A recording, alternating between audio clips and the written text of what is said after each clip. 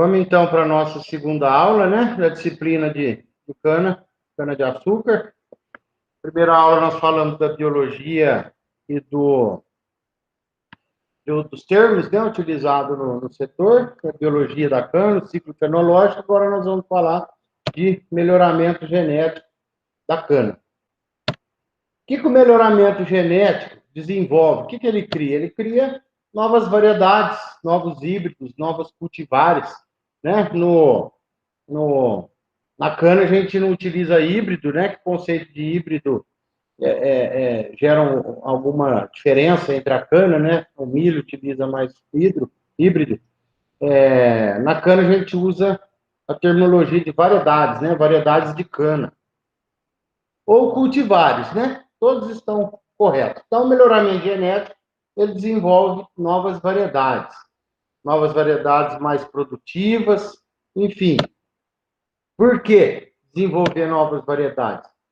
Para ter maior rendimento e maior lucratividade, né? De tudo que a gente fala na cultura, de tudo que a gente aprende, é visando maior lucro, né? Através de maior rendimento, não só em tonelada de cana, mas em rendimento de açúcar, né?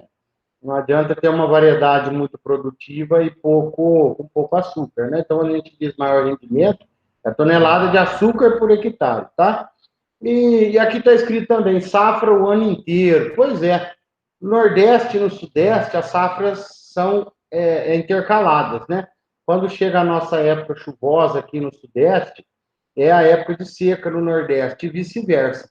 Então, quando a gente está terminando a nossa safra aqui, por volta de novembro, está começando a safra do Nordeste. Quando eles estão terminando lá para abril, é quando nós estamos começando a nossa aqui, né? Então, por isso que a gente sempre vê safra, que nem na estimativa de produção da Conab, o mesmo nas usinas, nas revistas, a gente vê lá, safra 2021. O que quer dizer? Que a safra, a produção brasileira de cana, na Conab, por exemplo, ela considera o que o Sudeste produz agora, 2020, e soma com o que o Nordeste produziu em 2021. Então, por isso que fala safra 2021.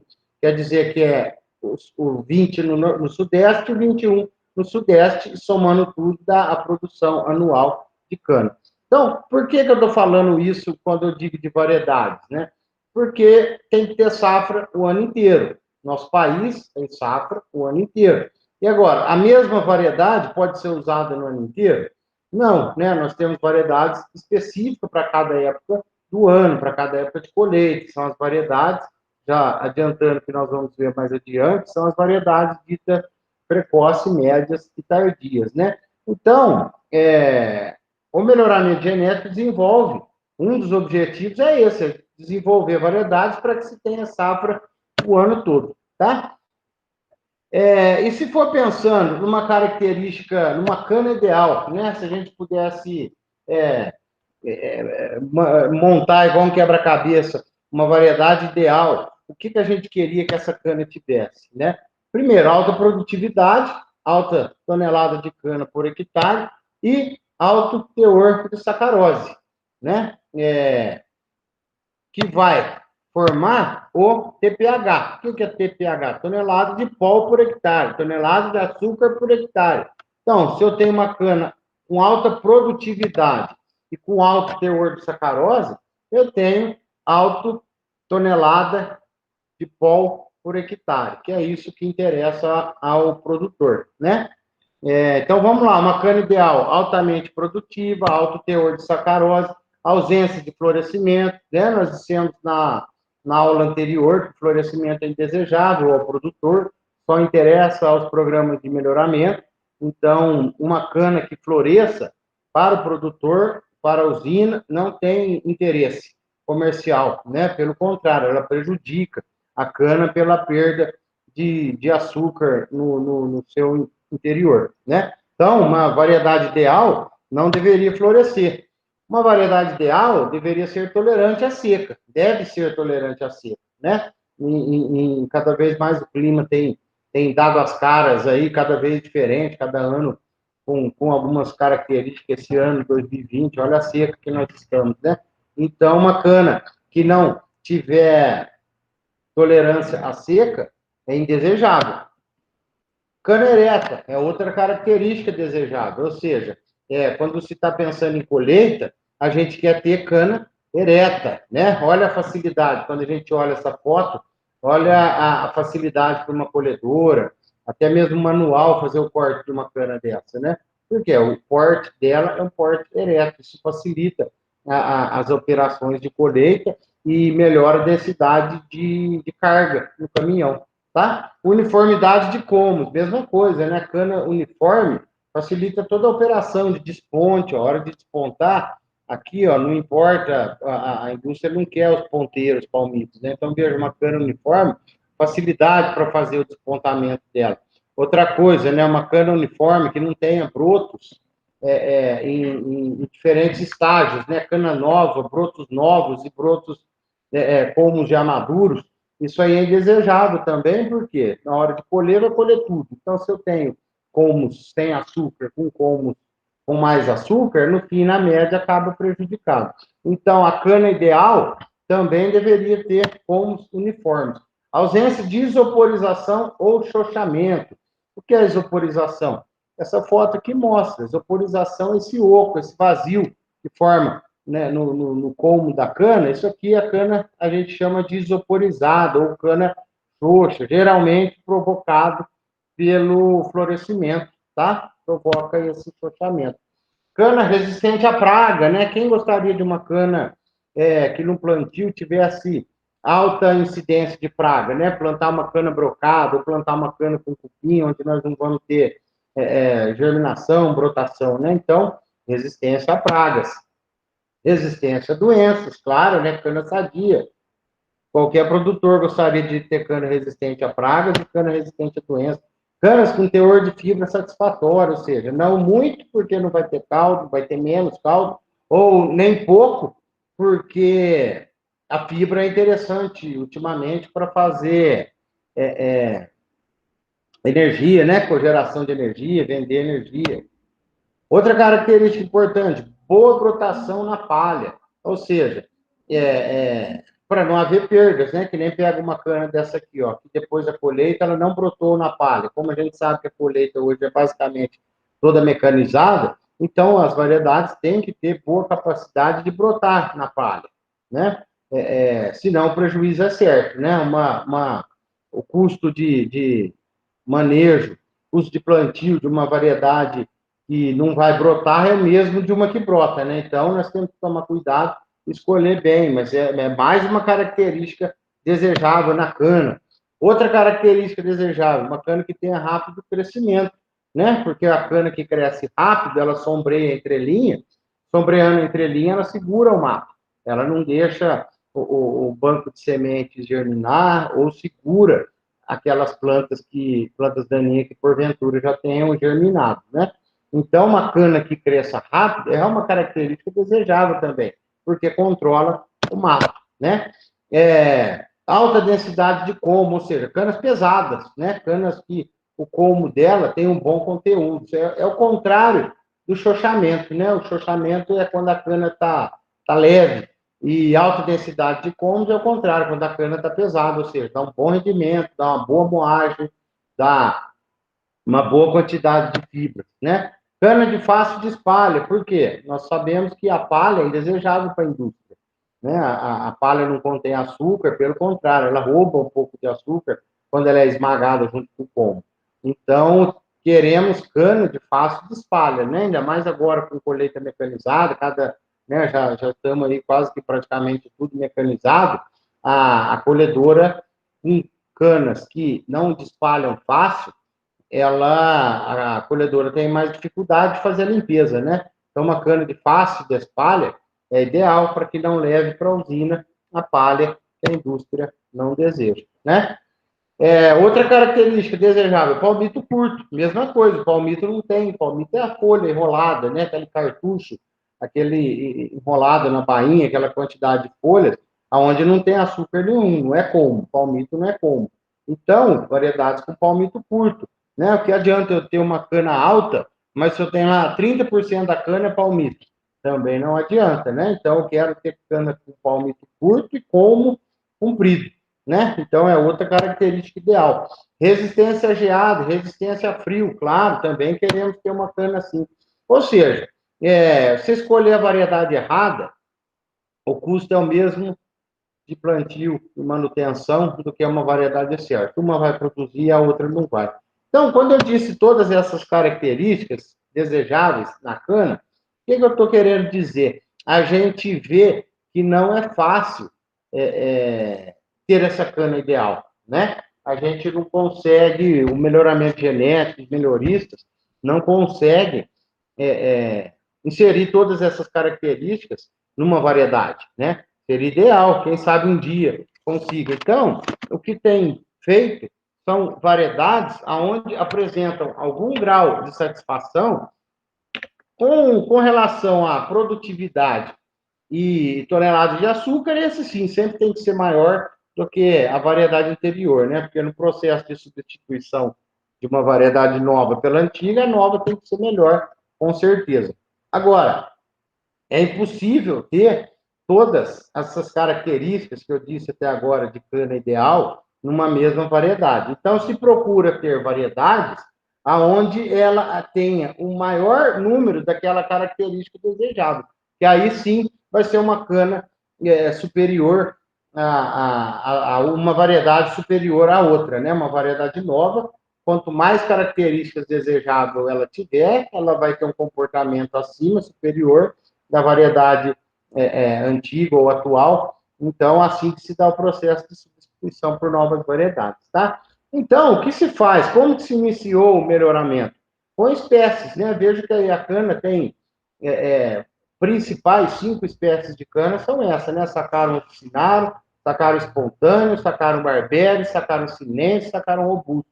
Então, essas são as 5 principais espécies, né, de cana. Então, o que se fez no começo do melhoramento? Cruzamentos. Por quê? Vejam aqui, antes disso, só ia pulando esse slide, a origem da cana. A cana é originária, tem algumas regiões possíveis, né, de ser o ponto de origem da cana, ou seja, onde ela se nasceu de forma espontânea, onde ela existe de forma espontânea, né, que é ali no sul da Ásia, na região da Índia, ou naquelas ilhas para cima da Austrália, né, ali na região das Filipinas, ali na ilha de Java, na Nova Guiné, né, essas ilhas ali no Oceano Pacífico. Então, os prováveis pontos de origem é isso, ali no sul da Ásia, tá? Então, a Saccharum officinalis, que é uma das espécies, veja quais as características dela. Ela tem porte baixo, tem colmo fino, alta fibra, baixo açúcar e é rústica. Então, você vê, como eu estava dizendo, não existe a cana perfeita. Essa espécie, ela tem características boas e características não boas. Vamos falar, porte baixo não é uma característica desejável, nem como fino. Alta fibra, relativo, baixo açúcar e rústico. Olha aqui, essa característica é muito boa nela. O que é uma cana rústica? Uma cana que se dá bem em todo tipo de solo, uma cana que é tolerante às adversidades de clima, né? Então, ela tem característica desejável aqui, ó. É uma cana rústica. Apesar que as outras características não serem tão favoráveis, né? Fibra é bom ser alto. Agora, baixo açúcar não interessa. Quem vai querer uma cana com baixo açúcar, uma cana baixa? Então, o que acontece? Aí vamos ver outra espécie. Olha essa espécie aqui, ó, ela já tem elevado teor de açúcar. Ela tem um porte elevado. Ela tem colmos grossos, tem pouca fibra e é exigente, que é o contrário de rústica. Ela é exigente em clima e solo e é sensível à doença. Ora, vejam que ela tem um porte baixo, oficinado. A Barberi, ela tem um porte elevado. Essa aqui tem como fino. A outra espécie tem como os grossos. Essa aqui tem alta fibra. Essa aqui tem pouca fibra. Uma é exigente em clima, a outra é rústica, não tem exigência. Vejam que cada uma tem uma característica desejável, né? Então, o que acontece?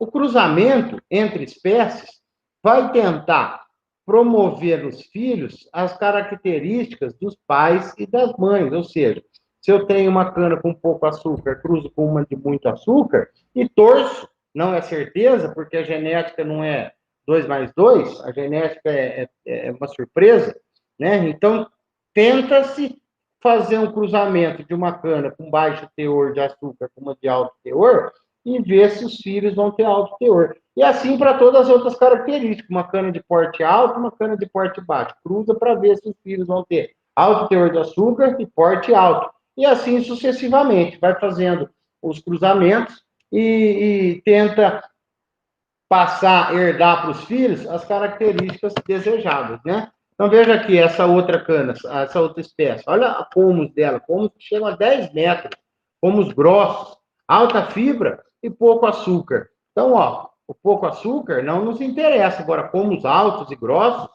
isso interessa, né? Então, olha, vamos cruzar uma cana que tem pomos baixos com essa cana de pomo alto. Uma cana que tem muito açúcar com essa que tem pouco açúcar. Vamos fazer o cruzamento e ver se os filhos dela vão nascer com pomos altos e ricos em açúcar, né? É uma loteria, né? Repetindo, porque isso é importante, não é simples assim, né? A gente, no ser humano, quando faz o cruzamento, né, entre o pai e a mãe, os filhos, a gente gostaria que herdasse tudo que o pai tem de melhor e tudo que a mãe tem de melhor, mas a gente sabe que não é assim, né? Os filhos podem ter características totalmente diferentes. Claro que particularidades iguais, mas a gente não consegue, num cruzamento, fazer a herança, né, para os filhos, exatamente as características melhores do pai e as características melhores da mãe, ter filhos perfeitos, né? A gente sabe que não é assim que funciona na genética. Então, na cana-de-açúcar é assim também. Nós temos essas espécies que cada uma tem, a espontânea, ela tem como baixo, mas ela tem alto perfilhamento, isso é desejado. Olha, ela suporta condições de clima e solo desfavoráveis, isso é desejável. Ela é resistente à doença. Opa, cana perfeita? Não, ela não tem açúcar. Tá vendo? Então, é assim, são as espécies que nós temos e as espécies que foram feitas cruzamento, aqui mais duas espécies, a sinensis e a edule, que vão sendo feitos cruzamentos, né? Então, veja que lá atrás, como foi o cruzamento? Um exemplo, ó, sácaro officinado com sácaro robusto. Geraram essa filha, que era melhor do que essas duas. Cruzou essa com outra filha, com outra variedade. Nasceu essa que era melhor. Cruzou essa com outra variedade. Nasceu essa que era melhor. Cruzou essa com outra variedade e nasceu a 454, que, por exemplo, né, é a cana que foi por anos, pode dizer uma década, a cana mais produtiva, a cana mais bem plantada, a cana mais plantada no país por volta aí de 10 anos, né?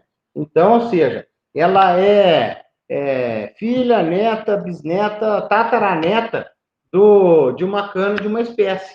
Você está entendendo? Quando a gente está falando de variedades, nós já não são mais as espécies, né?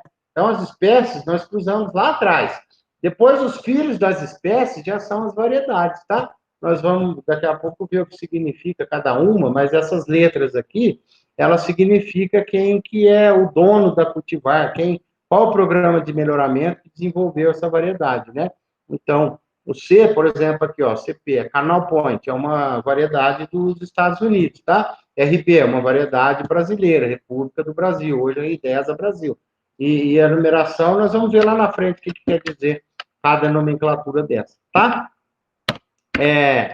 E aonde ficam essas canas, essas espécies, essas variedades que vão ser cruzadas? Fica no chamado banco de germoplasma. O que é banco de germoplasma? É um berço aonde ficam as espécies e as variedades, né? Eu vou citar o exemplo aqui de vocês, porque eu tenho alguma foto pedindo a permissão do pessoal da UFSCar, né? Que é o programa de melhoramento aqui próximo a nós, em Araras, que eu vou utilizar alguns exemplos vindo de lá, da RIDESA, né? A UFSCar é uma das universidades que compõe a RIDESA. Eu vou falar disso um pouquinho mais para frente também. Então, o banco de germoplasma vamos dizer assim, é o berçário, é onde tem todas as espécies e todas as variedades, se não todas, uma boa parte delas do mundo, né? Aonde se conserva touceiras que vão ser utilizadas para fazer os cruzamentos, tá? Então, aqui é o banco de germoplasma, lá em Alagoas, da Ridesa, chama Serra do Ouro, né? Então, a Ridesa faz os seus cruzamentos na região, lá em Pernambuco, em Alagoas, o CTC e o IAC na Bahia, né? Agora, por que todos fazem os cruzamentos lá no Nordeste? Por características da própria cultura, da fisiologia da cana, que as sementes que dão acima dessa latitude, aproximadamente, né, dessa latitude e nessa longitude, dessa linha vermelha, é onde as canas que florescem dão sementes férteis, né?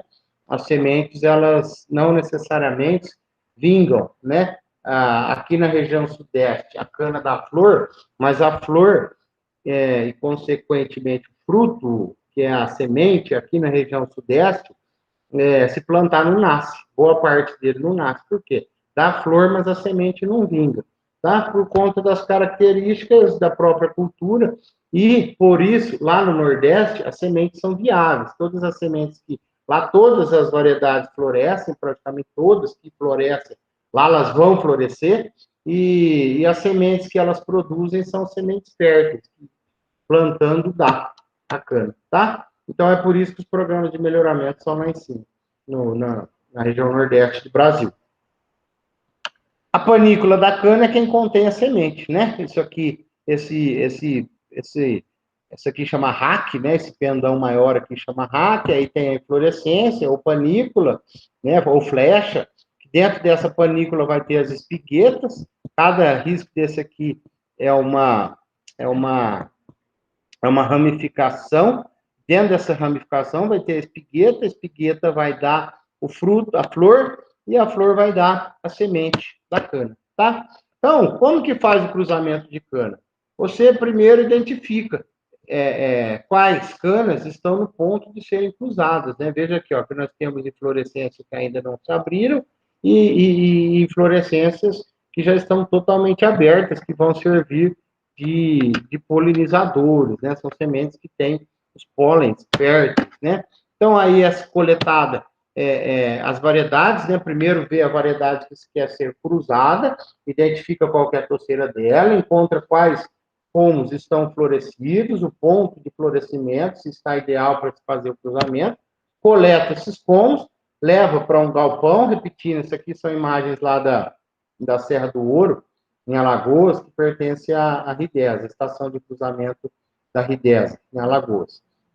Então, coletou-se as canas, coloca em baldes em solução nutritiva e coloca nessas campânulas, né, no tipo de cruzamento biparental, que é aquele que a gente sabe qual é o pai, sabe qual é a mãe, faz assim que realiza o cruzamento, né? Coloca-se dentro dessa campânula 2 machos e 2 fêmeas, ou 3 machos e 3 fêmeas, aonde o macho vai polinizar, o macho fica logo acima, ele vai liberar o pólen e vai fecundar as canas que estão embaixo, que são as mães, são as canas fêmeas, né? Então, quando vai coletar a semente, coleta a semente dessas canas que estão embaixo, que são as canas fêmeas, né? Como ela que dá mãe, ela que dá semente, então ela é a cana mãe, e a que está em cima é a cana pai. Então, utiliza as sementes da cana mãe, da cana que está embaixo. Então, coloca-se dentro dessa campânula para evitar cruzamento indesejado, né? Que tem algum agente polinizador, uma abelha, por exemplo, que entre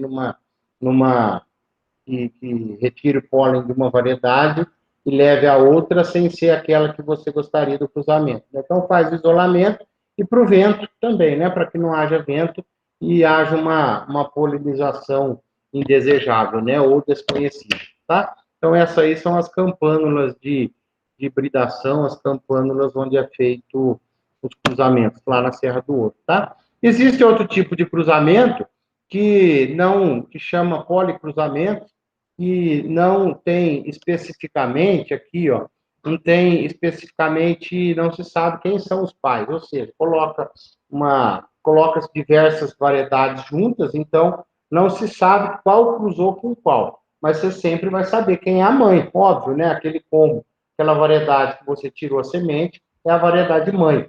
Como você não sabe quem é o pai, fica-se um ponto de interrogação. Quando nós vimos aquela árvore genealógica alguns slides atrás, a gente vê que lá tinha uma variedade que era um ponto de interrogação. ponto de interrogação é quando não se sabe o pai. A mãe a gente sempre sabe porque é quem doa a semente. Porém, o pai, nesses policruzamentos, não se sabe quem é, né? Então, por isso que vai aquele ponto de interrogação. Aqui está no processo de secagem das sementes, depois da fecundação, entra nesse processo, fica lá no galpão de secagem de sementes, aqui, ó, para que não haja mais nenhum cruzamento, para que ocorra a maturação das sementes, tá? Então, olha lá, no cruzamento se identifica, né, põe uma etiqueta na cana para saber qual que é qual, quem que você está cruzando com quem, aí esse material é retirado, colocado em embalagens e enviado aqui, cada um, né, no caso da Ridesa, depois do cruzamento, o material, sementes, né, só as sementes, são enviadas para as universidades fazerem a semeadura desse material, tá? A semeadura começa mais ou menos assim, tem a separação das sementes, primeiro pesa a quantidade de semente, semeia-se aí por volta de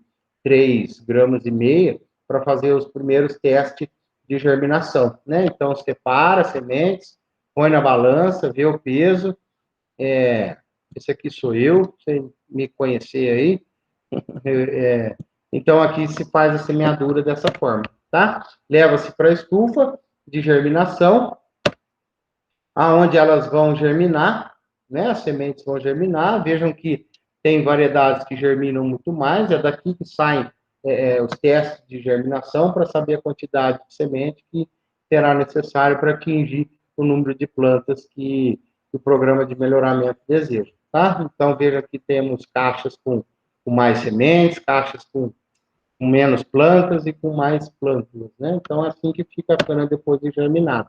E depois tem a fase de repicagem, que é onde cada uma dessa aqui é plantada num tubete separado, né? Ou seja,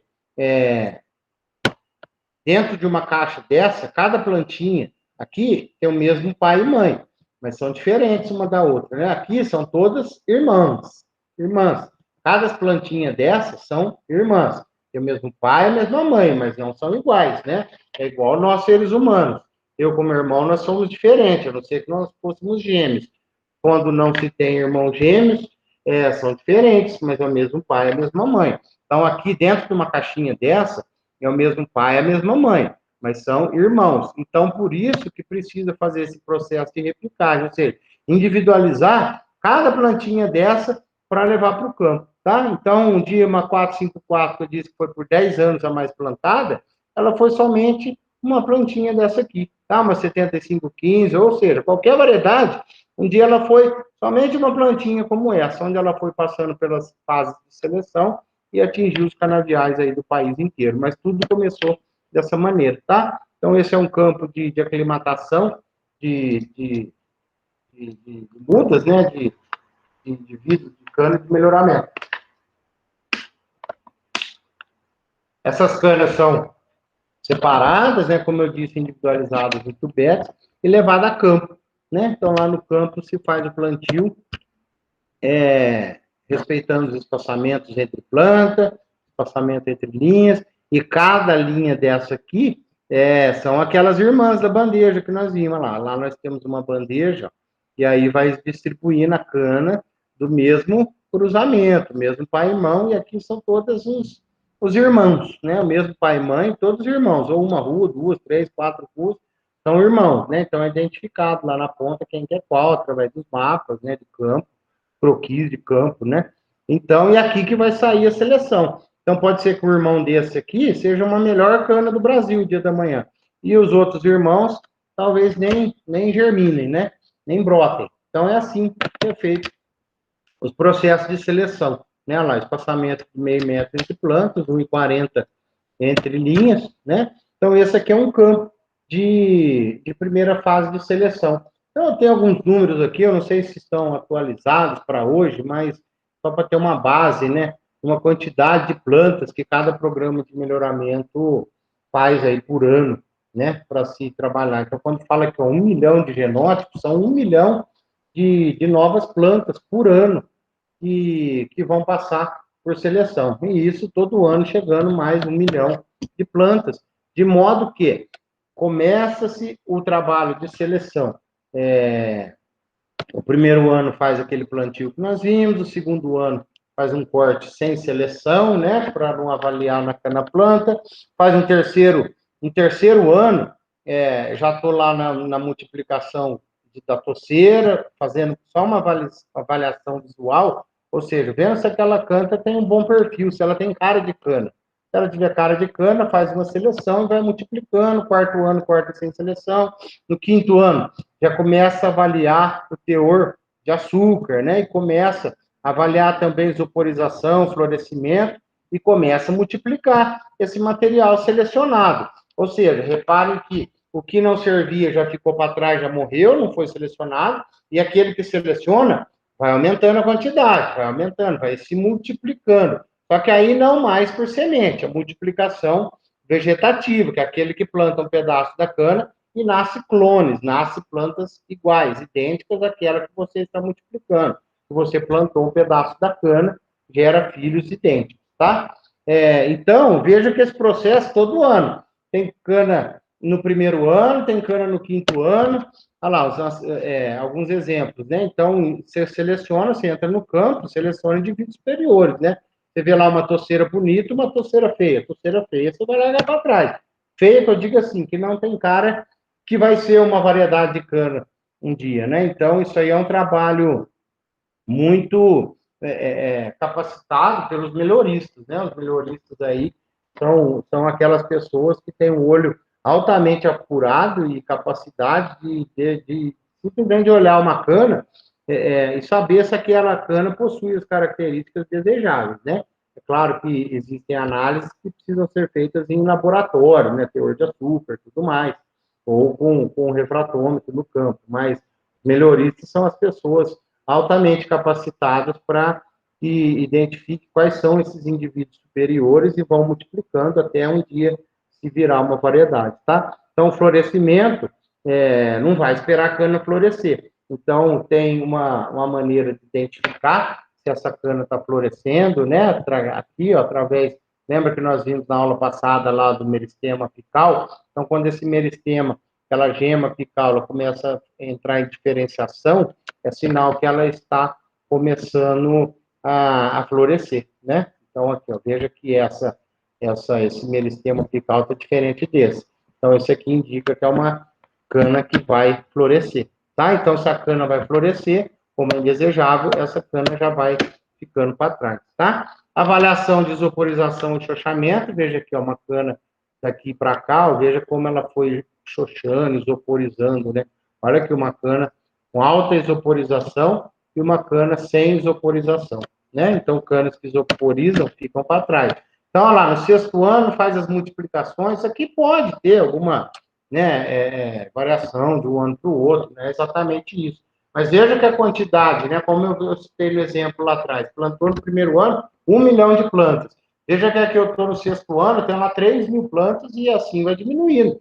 Ou seja, eu vou selecionando, vou aumentando as características que eu vou avaliando, né? De modo que eu vou levando para frente só os materiais bons, resistentes e mais produtivos, né? Faz inoculações de doenças, né?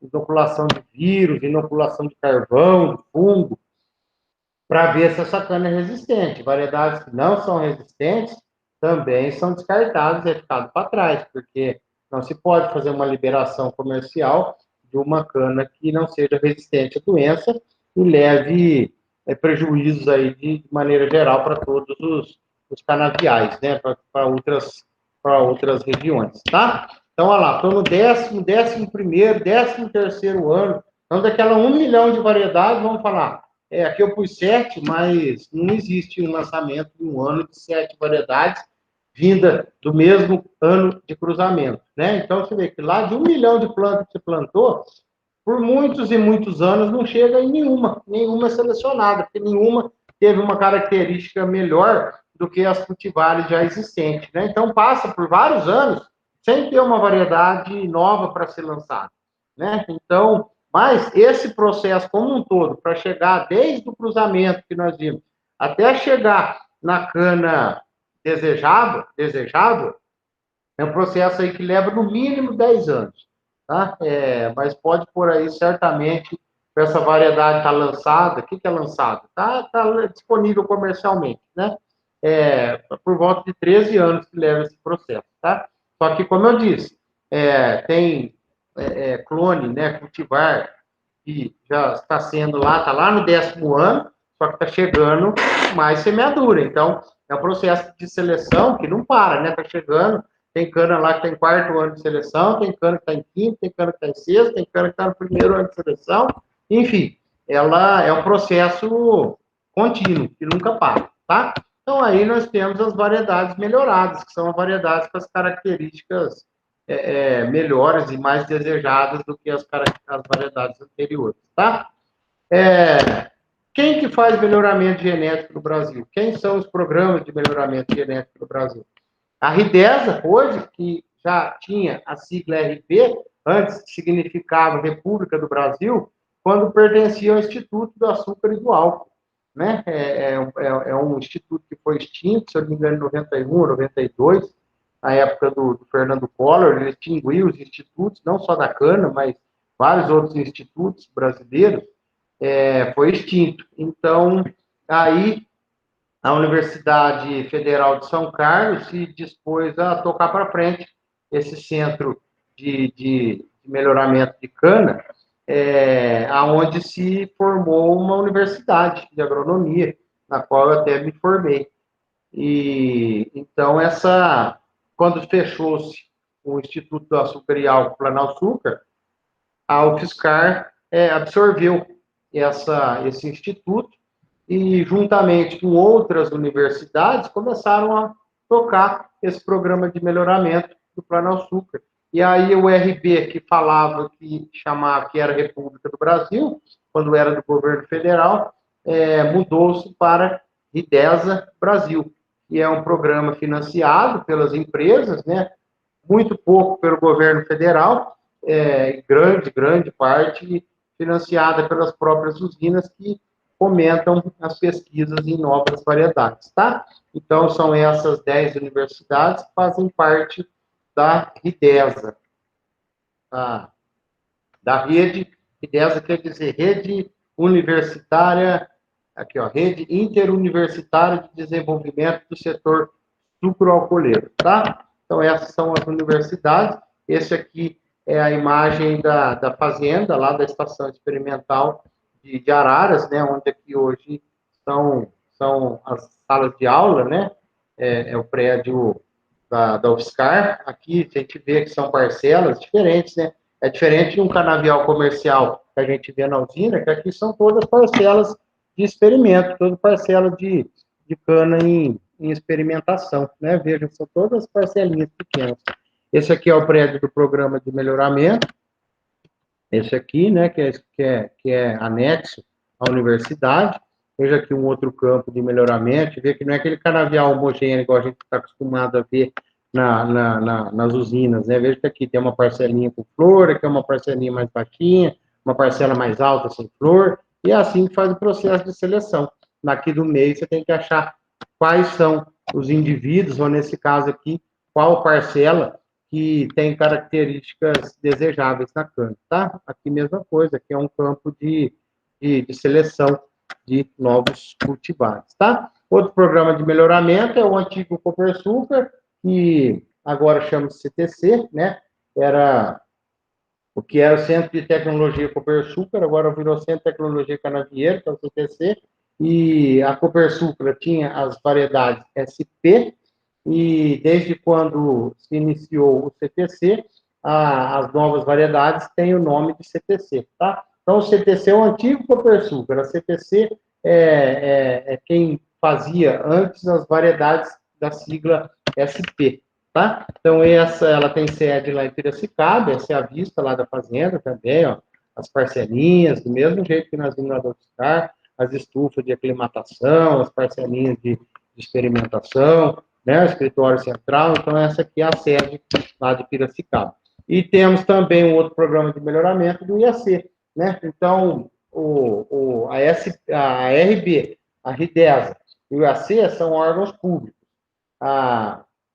enquanto que o CTC é um órgão privado, né, financiado pelas usinas e não tem não tem participação do poder público, tá? Então, o IAC, a sede do Centro de Cana é lá em Ribeirão Preto, né, onde tem a AgriShow. Quem já foi lá na AgriShow, aquele campo lá da AgriShow, nada mais é do que a casa do programa de melhoramento do IAC, tá?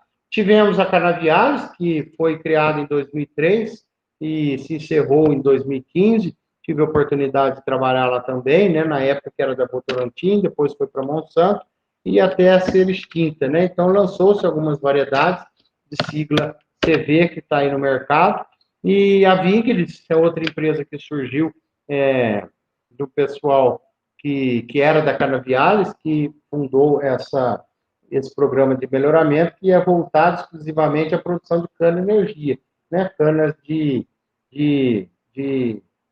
para geração de energia com alto teor de fibra, né? Não preocupado muito em termos de ATR, de açúcar, e sim preocupado mais com teor de fibras para geração de energia. Então, é um outro programa de melhoramento que nós temos, que é privado também.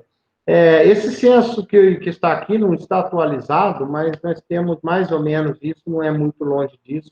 Eu não peguei o do ano passado, o censo, mas não está longe disso, não. Eu vejo que boa parte, a maior parte das variedades cultivadas, né? Então, aqui, as variedades plantadas, 58% RB.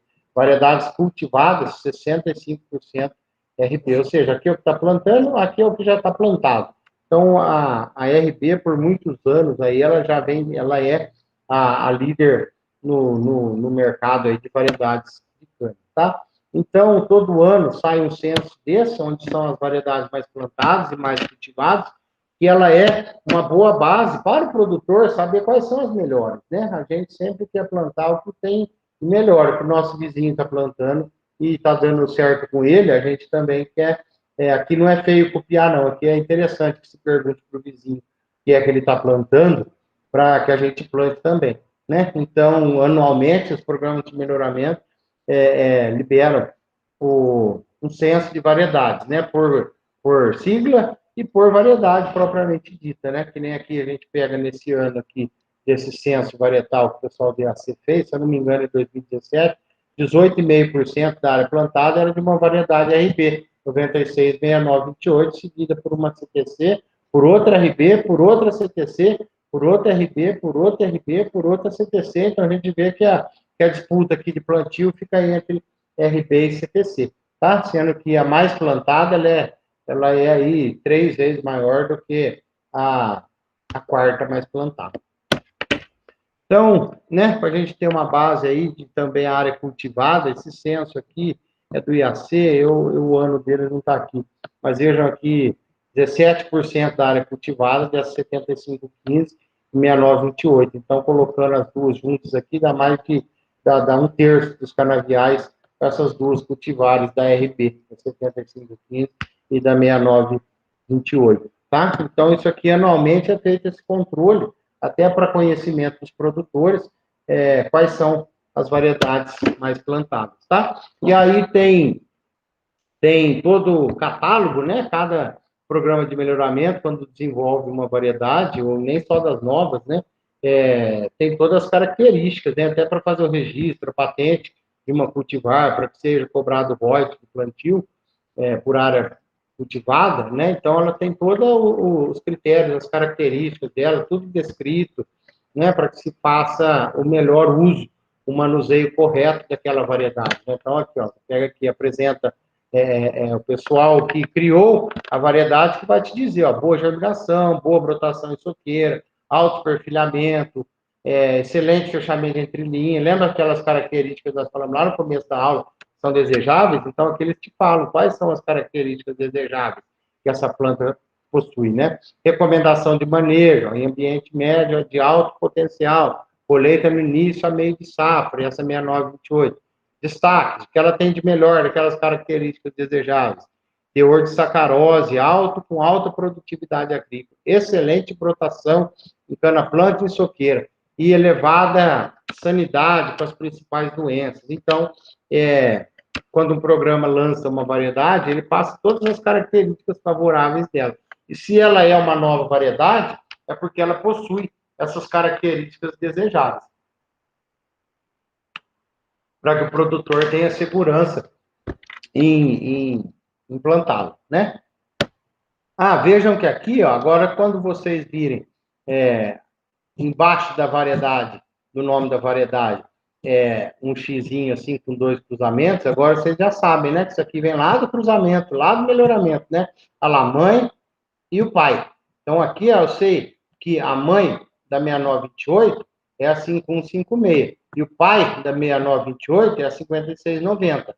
Então o cruzamento dessa mãe com esse pai gerou essa cultivar, tá? Então aí, ó, quando tá todas as respostas que o produtor precisa saber para fazer uso daquela variedade, né? A maturação dela, e sempre comparando com uma outra que já é de conhecimento de todos, né? Então sempre compara duas para mostrar o que ela tem de melhor da outra que compete com ela, né? Então já sai com todas essas características aqui, ó, 7515. Veja que aqui é 7515, olha lá. Eu tenho a mãe e não tenho o pai. Por quê? Nós já vimos. Então é lá daqueles cruzamentos multiparentais, onde coloca diversos pomos um do lado do outro, e aí você colhe a semente, aquele como que você colheu a semente, que está devidamente identificado, aquela é a mãe. E o pai, você não tem o conhecimento de quem seja, né? Pode fazer teste de DNA, mas ainda não há necessidade para que seja feito isso. Então, como não se sabe o pai, se coloca um ponto de interrogação. Tá? No caso aí, a 7515 é filha de 454, mas não sabe quem é o pai. Então, quando se lança uma variedade, é obrigatório ter todas as características dessa cultivar de informação para o produtor, tá? É um livro interessante, quem quiser, está disponível na internet para ser baixado gratuitamente, onde eu retirei, né, a referência que eu tirei essas figuras, esses resultados, foi desse livro aqui, e ele está disponível para as principais variedades do setor, tá?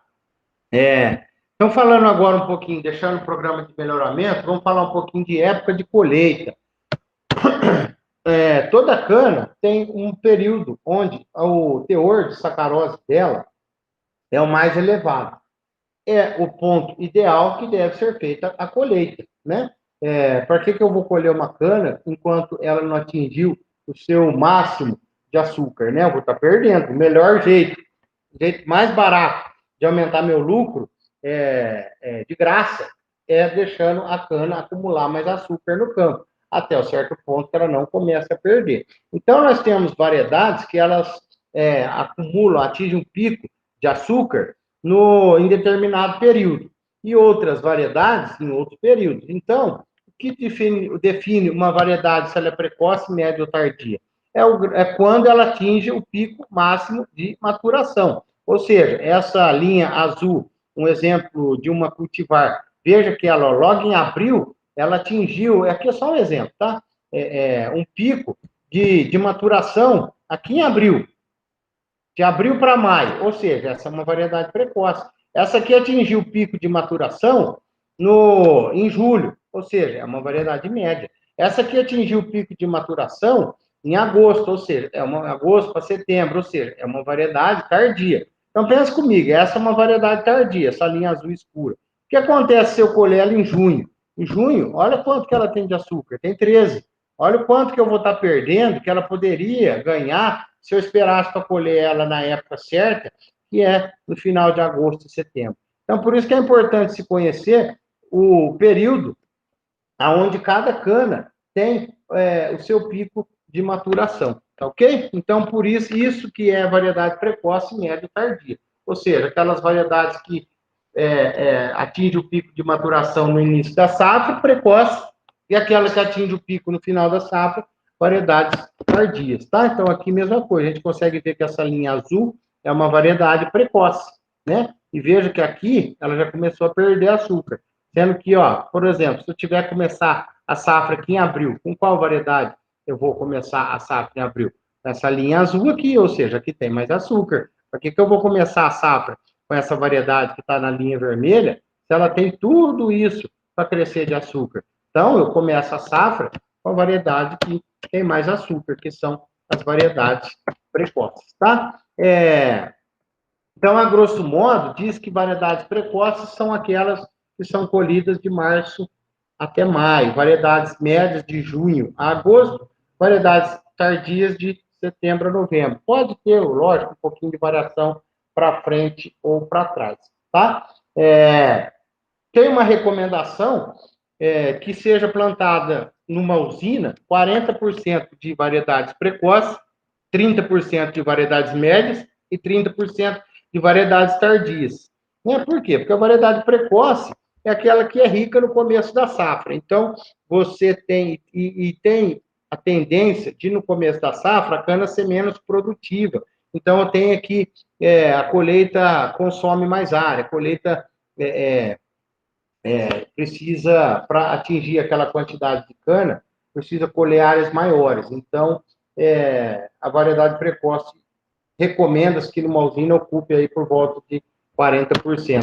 E uma outra recomendação é que uma mesma variedade não deve ser plantada em mais de 15% da área da usina, né? Isso aqui é uma medida de segurança, né? Imagina que chegue uma doença nova e uma variedade sua é altamente suscetível. Chega uma doença que vai matar a sua cana.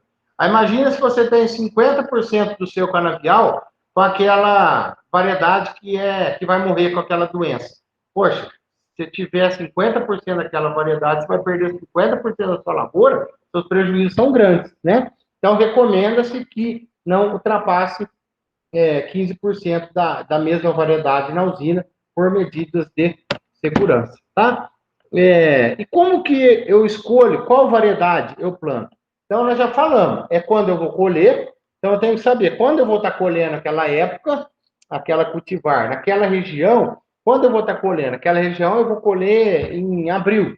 Opa, então lá eu tenho que plantar uma variedade precoce. E qualquer variedade precoce? Não, tem variedades que são recomendadas, que só podem ser plantadas em determinados ambientes, tá? Tem uma classificação de ambiente que é exclusiva para cana, que vai de A a E, onde o ambiente A são os solos melhores, são aqueles ambientes favoráveis à cultura da cana. E o ambiente E são aqueles ambientes desfavoráveis à cultura da cana, né? Se fosse ver as cores aí, devia estar invertida, né? A verde, que é aquele ambiente favorável.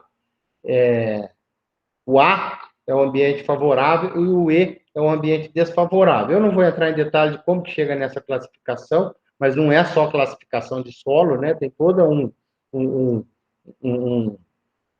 uma gama aí de fatores, de atributos que para se determinar qual é o ambiente daquela região. Então, a cana, né? Porque eu estou falando do ambiente. Então, toda variedade, quando vai se escolher qual variedade plantar, leva-se em consideração a época que você vai colher aquela região e aquele ambiente que a cana vai ser plantada, você escolhe qual a cultivar ideal, tá? Então, eu tenho que saber o ambiente que eu vou plantar e quando eu vou colher. Daí eu vou lá e procuro qual que é a variedade que mais se adapta àquela região, tá? Esse aqui é um exercício que eu costumava passar, mas por hoje nós não vamos fazer.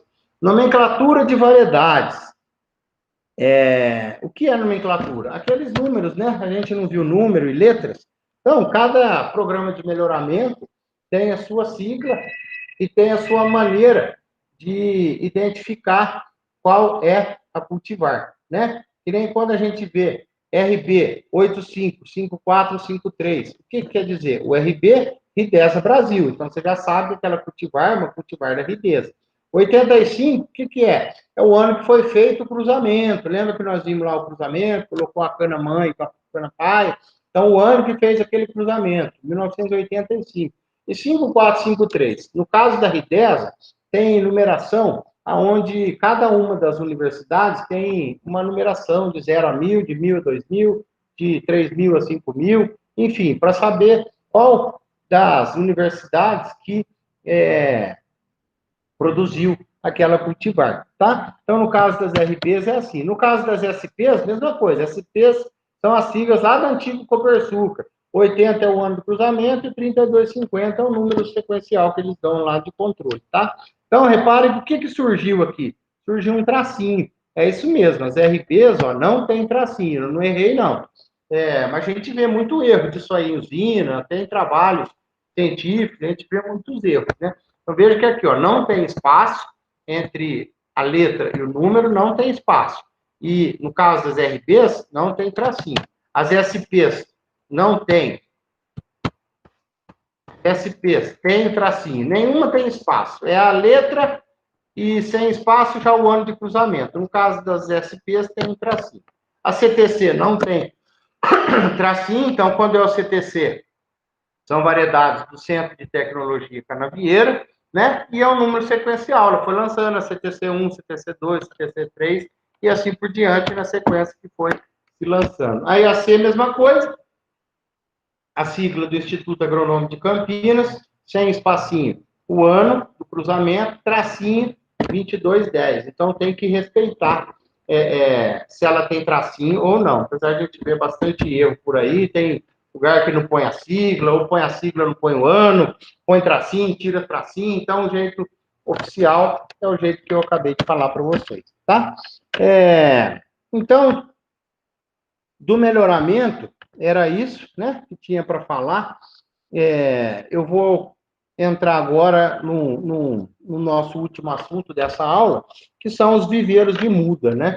O que é viveiro de muda? Viveiro de muda é quem vai me fornecer na usina as variedades que eu vou utilizar no plantio da cana, né? Então, na usina, eu tenho que produzir o meu viveiro, e do meu viveiro é que eu vou retirar a muda, né? Eu não vou lá em qualquer canavial comercial, de qualquer idade, qualquer corte, e retiro a muda, né? Eu tenho que tirar a muda de viveiro. Então, aonde eu planto o meu viveiro? Isso aí, geralmente, na usina, tem uma equipe só para fazer esse trabalho de implantação de viveiros, né?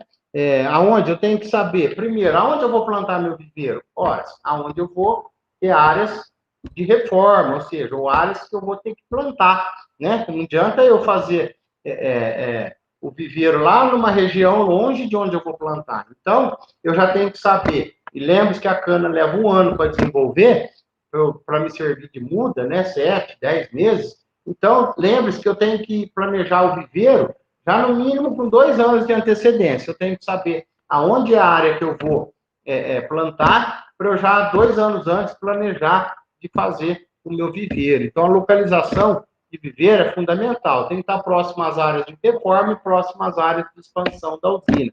Eu tenho que saber qual época que eu vou colher essas variedades que eu vou plantar, para saber qual variedade eu faço no meu viveiro. Eu tenho que saber qual ambiente que eu vou plantar, para eu saber qual variedade que eu ponho no meu viveiro. E eu tenho que saber também, e eu tenho que ter uma possibilidade de irrigação, que são canas de viveiros que é desejável que tenham um rápido crescimento, né, para que tenha uma taxa de multiplicação rápida e favorável, tá? Canas de viveiro, obrigatoriamente, tem que passar pelo tratamento térmico para raquitismo da soqueira, é uma bactéria que coloniza os vasos condutores da planta, onde provoca, como o próprio nome diz, né, deixa a planta com porte menor, chegando até a perda total do canavial, tá? Então, o que é esse tratamento térmico?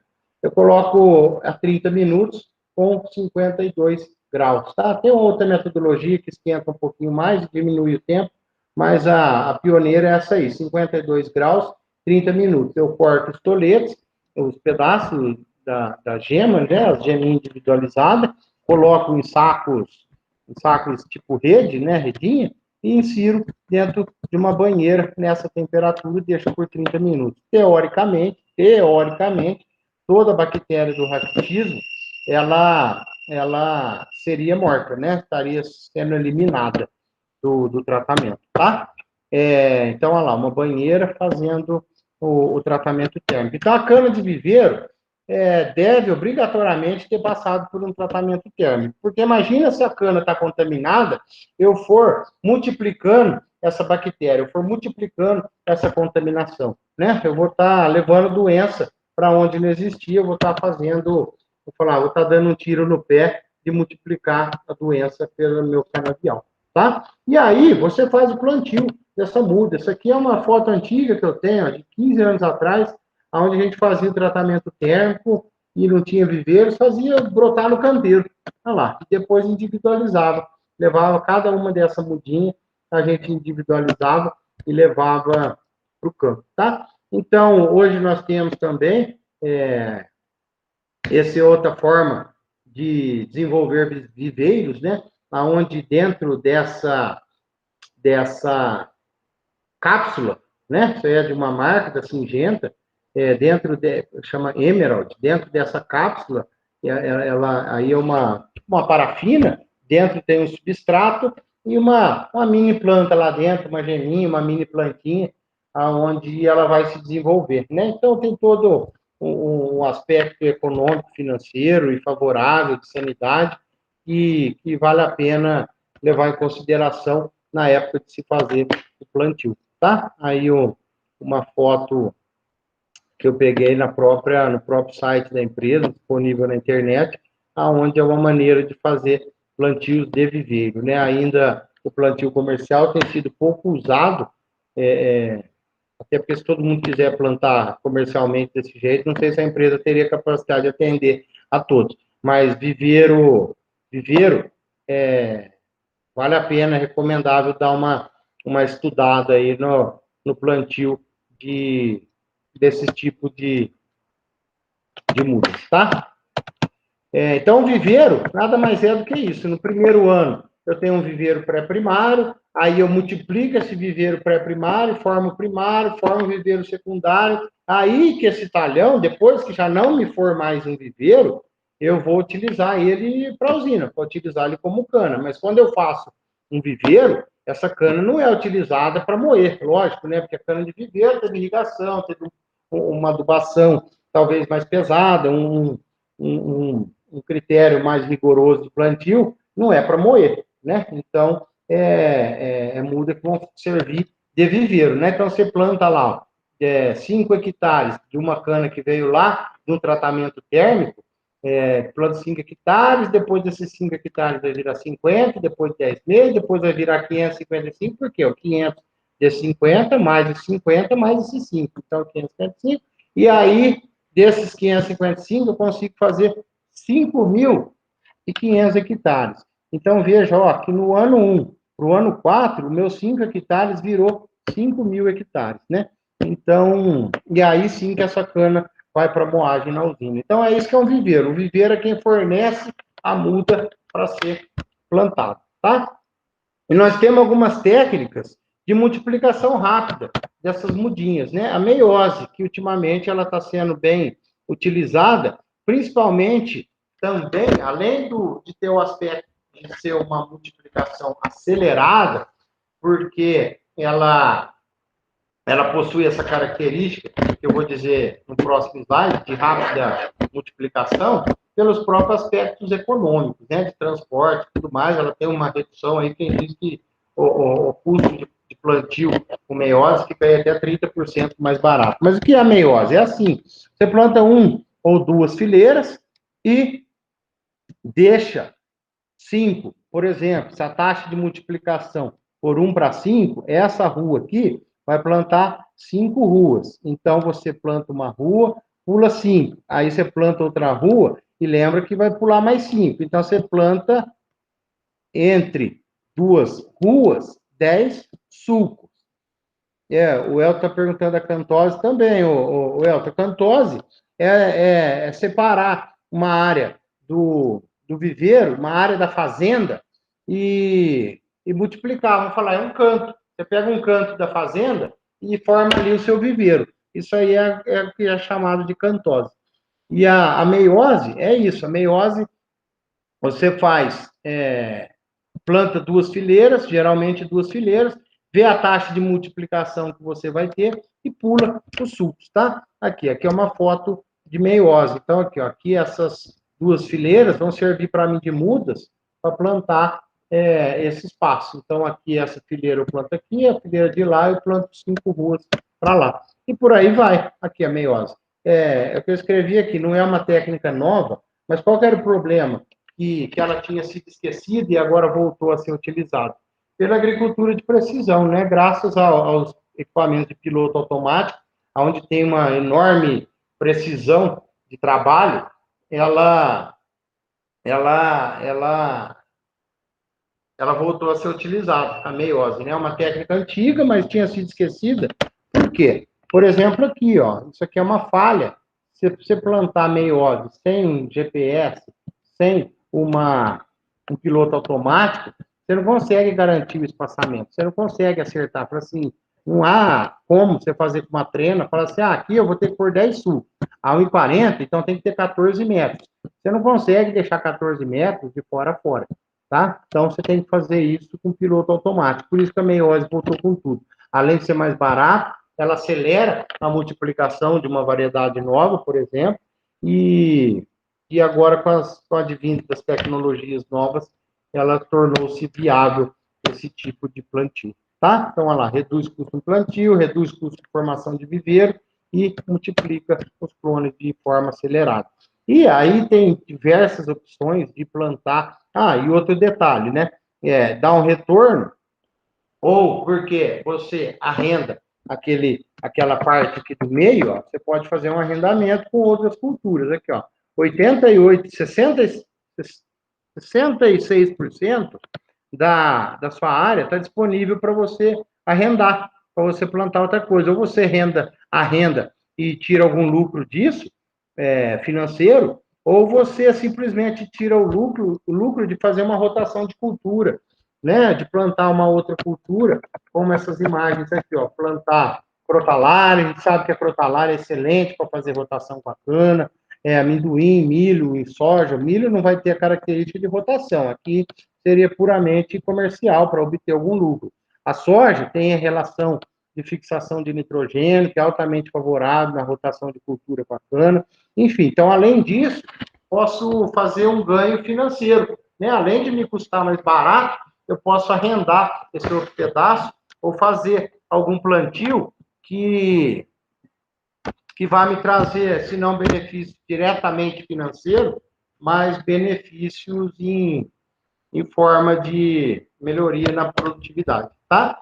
Então, olha lá, meiose funciona assim, você planta uma linha, geralmente é com 2 linhas, né? Você pode fazer meiose com uma linha também, faz a taxa de 1:10, ou você faz 2 linhas, geralmente na taxa 1:8, aqui é a via de regra, né? Não estou falando que obrigatoriamente é nessa taxa. Então, veja a rapidez de multiplicação. Ó, de outubro para março, 5 meses se passaram, no primeiro ano. Então, aqui eu tenho uma taxa de 1:5. Se eu deixar mais um ano, de março a março, eu tenho uma taxa de 1:10. Né? Então, veja aqui, em 5 meses, eu tive de 1:5, ou seja, considerando que cada mês eu tenho um como novo formado. Nessa época aqui, de outubro a março, eu tenho um como por mês, um internode por mês. Então, veja aqui, ó, no primeiro ano, de outubro a março, em 5 meses, eu tenho uma taxa de 1:5. Então, esse 1 hectare aqui virou 5. E aí, no segundo ano, de março a março, com 12 meses, eu tenho a taxa de 1:10. Então, esse 1 virou 10, esse 5 virou 50. Então, veja que em 18 meses eu tive uma taxa de multiplicação de 1:60. Né? Esse 1 hectare meu, em 18 meses, virou 60 hectares. Isso é uma taxa de multiplicação elevadíssima. Né? Então, por isso que diz que a meiose também é um método de propagação rápida. Né? Ou seja, ó, uma taxa de propagação de 1,1 para 3,33 por mês. Isso aqui o professor Geller que fez essa apresentação aqui, eu estou utilizando o slide dele, tá? E aqui o que eu disse com relação à meiose, aqui os tratores já saem da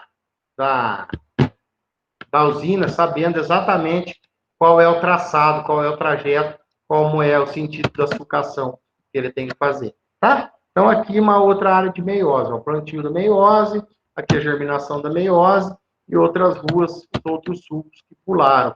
Geralmente, aqui meiose também, ó, com MPB. MPB, aquela mudinha pré-brotada no tubete, né? Então, faz-se uso da irrigação. Então, utiliza-se bastante MPB para fazer plantio de meiose, tá?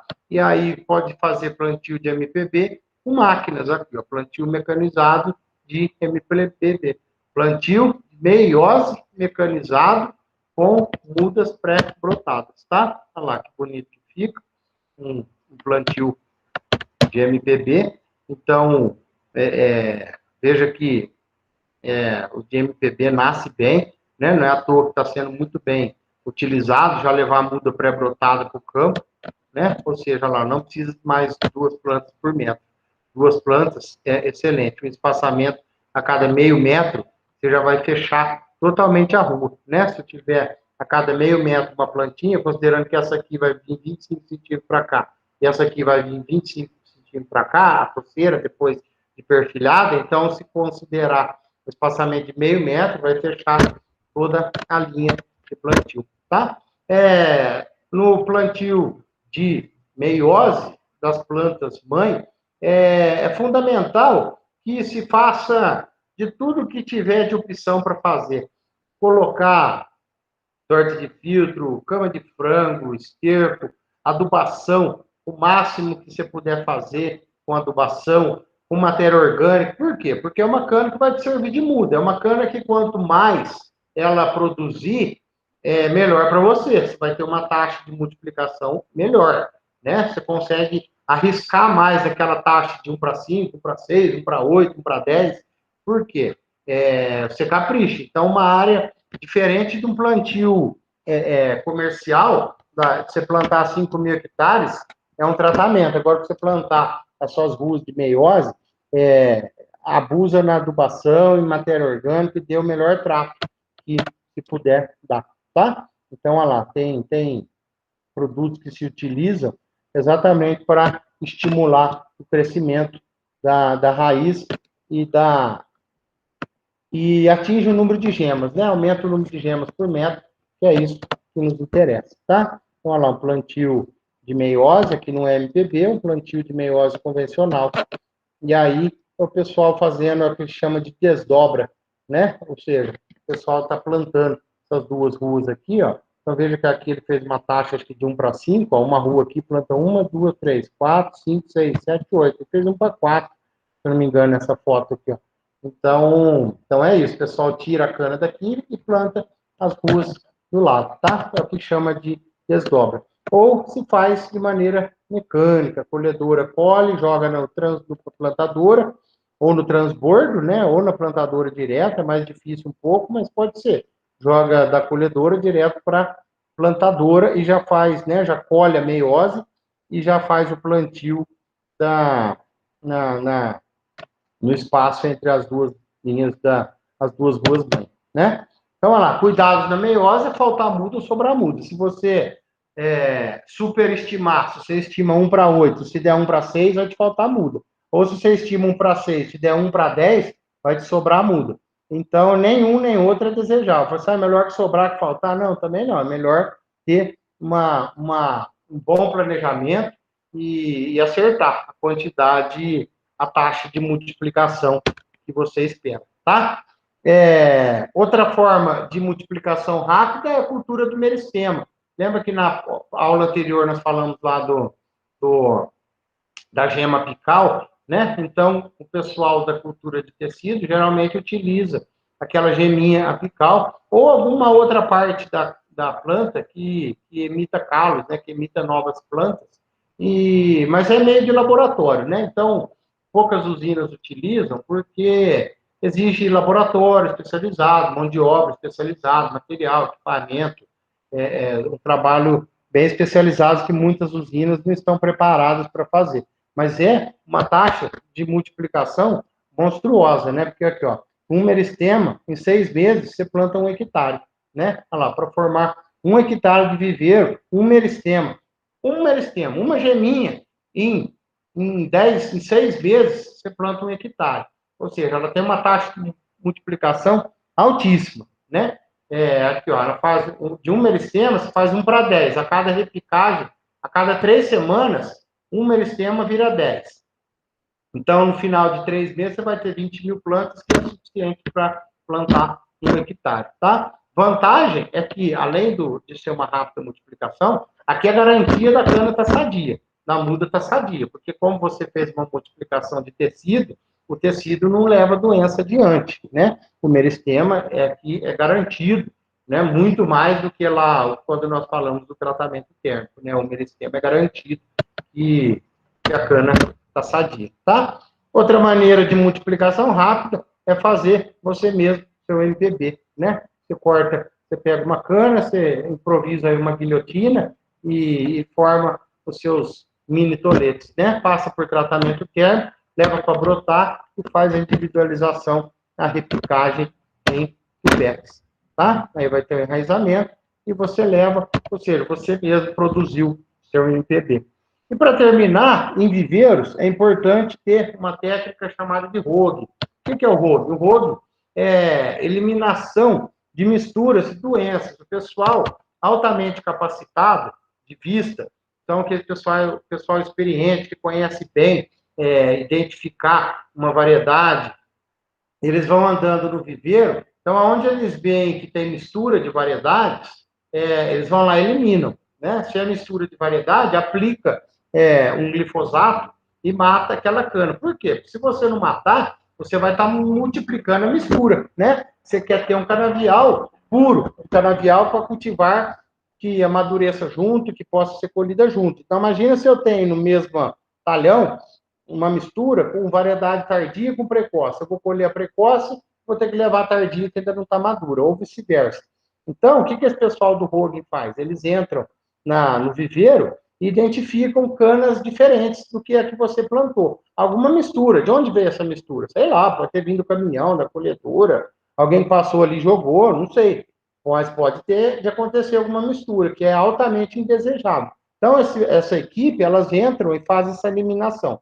Outra coisa que eles eliminam, doenças. Eles vão entrando e veem principalmente o carvão. Se eles encontram uma planta que está com uma doença, eles vão e põem em sacos para depois incinerar. Veja que aqui, ó, eles andam olhando rua por rua, um anda com o glifosato para matar a mistura, e o outro anda com um saco para embalar a cana doente, que depois vai ser incinerada. Então, o rogue nada mais é do que isso, é uma técnica obrigatória nos viveiros que elimina a mistura de variedade e doença antes que seja multiplicado aquele viveiro, tá? Então, evita a disseminação de doença, é o trabalho de vigilância do seu viveiro. Tá ok? Então, o que eu tinha para dizer dessa aula era isso. Eu